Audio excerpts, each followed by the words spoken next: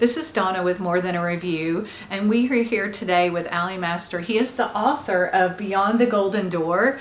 It's seeing the American dream through an immigrant's eyes. And just what I've read so far, it will really help us just to not take for granted the things that we have the opportunity to in the United States. And I think some of us who've been here our whole life, we definitely take it for granted. So, Ali, talk a little bit about some of the things you don't take for granted as a result of it. Well, there's a lot that I don't take for granted. I've been here 33 years, and so it started with coming here as an international student. And so the book, Beyond the Golden Door, talks about 5 freedoms that you should not take for granted, and I don't. And the first one is the freedom to fail and start over. So, my journey had a lot of bumps, and you start off and failure hits pretty fast to me, and I end up in a hospital with a slashed wrist. It was a very difficult low point. And then life sort of took a turn, and I start to improve my situation. So the freedom to fail, a lot of times people take that for granted, that America is a place truly of second chances. And just like our faith is a faith that gives us second chances, right? So it starts there, and then the freedom of religion, I think, is the most important. You can probably start a business somewhere, you can probably get second chances other places, but the freedom to seek the truth and to believe in it should never be taken for granted. And the book talks about me going back home after becoming a Christian. So that's, unless you've experienced a lack of freedom, you don't really understand how free this nation is. So I had to experience that to really go, wow, we have quite a blessing here to worship, to search the truth, accept it or not. Yeah. Those are not common freedoms. Wow. So you've been here 33 years and you still don't take them for granted? No. I think I do have to always remember, my life is very comfortable. So I'll go to Pakistan, and I've gone to villages, I've done ministry in Pakistan, and then you sort of identify for a while, but then you come back over here and you're shopping in a mall or going to a grocery store, and you forget. So even I have to remind myself every day, because my life is way more comfortable today. Yeah. But yeah, I think you just have to constantly remember how blessed you are. I would recommend to anybody who wants to experience it, go and travel some of these countries, and you will experience what I'm talking about. Wow. So what was the hardest part of your journey after you became a Christian? Well, I was what I would say an open believer. So this term MBB, Muslim background believer, wasn't in existence in the mid-'80s when I became a believer. And I was shared Jesus with by American families here. Mm-hmm. So not anyone very specialized in Islamic knowledge, just living their faith out. And so I learned about Christ in a very Western way. And I decided to start sharing with my family about who Jesus is in a very Western way, which did not go very well. So I give a lot of credit to organizations like InterVarsity, Christian Fellowship. I took some missions training, went back home to tell about Jesus to my family. That's when I started to realize how difficult it is to have to follow Jesus, and that was the hardest thing.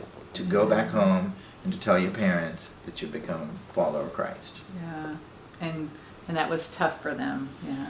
Very tough for them. So I talk about that in Beyond the Golden Door. The whole summer that I spent sharing with them, because a Muslim society believes if you love me, you must think like me. There is no separation of faith and church and state. It's all integrated. So for you to say to your family, I believe in Christ and I still love you, they don't see that. And so they were being persecuted too by other family relatives that they had failed. So that was hard, very hard. It's one thing if you feel yourself being persecuted, but Yeah. Right. Yeah. So you mentioned that you're adopted. So did that have any impact in like your life and coming over here? And It did. I'll tell you two things. It kind of goes back to the theme of how God works in our lives. So I was adopted. My mom died giving birth to me, and I was adopted by my aunt and uncle. The only problem was they didn't tell me that I was adopted. So my birth dad gave me to his sister. This can always get confusing. You almost need to like draw a graph. My birth dad gave me to his sister, and he basically never shared with me, so I thought he was my uncle. He had a motorbike accident, and he died at the age of when I was 15. At that point, some guy on the streets told me that I was adopted. Everybody knew that I was adopted except me. And it was like an unspoken rule never to tell him. So, but he didn't know, so I learned on the streets that I was adopted, okay? And at that point, the book talks about the experience of discovering that and going and talking to my mom. But the way God used that, two things happened. One, I had understood what it means to be adopted. Adoption is not a common thing. It doesn't happen in Islam. There's no legal adoption. So to be adopted by God, I had experienced that. And when I saw that in the Gospels, I got it. The second thing, the way God used that discovery, is that sometimes you can live your life and think something is true, but it may not be true. And so my mind was more prepared to receive new information, because most Muslims are told a lot of incomplete stories about who Jesus is. wow, what a great correlation, and that you put that together. I really think God revealed that to me. Wow. I mean, there's so many other things. You know, if my parents are much more well off than my birth parents, I probably couldn't have even been able to come here. Yeah. So tell us what you would want people reading the book to get out of it, and who do you feel like the book is designed for? Well, I want, first of all, it's a great story. It has redemption, it has romance, it has entertainment. So those are great things, but many books have those. I think there are these 5 freedoms that I talk about. So I tell my story through the lens of freedom, and this is a very divisive time in our nation. And I grade America on a bell curve, okay?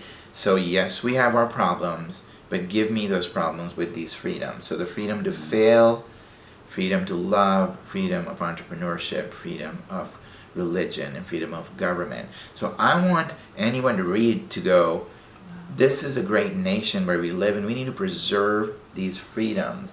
What am I going to do to preserve those freedoms, right? That's what I want them to get out, because not everybody can serve in the military.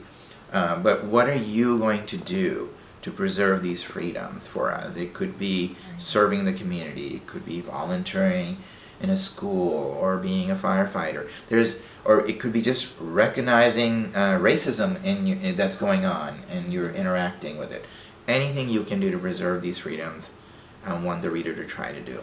Wow, thank you so much. What a powerful message.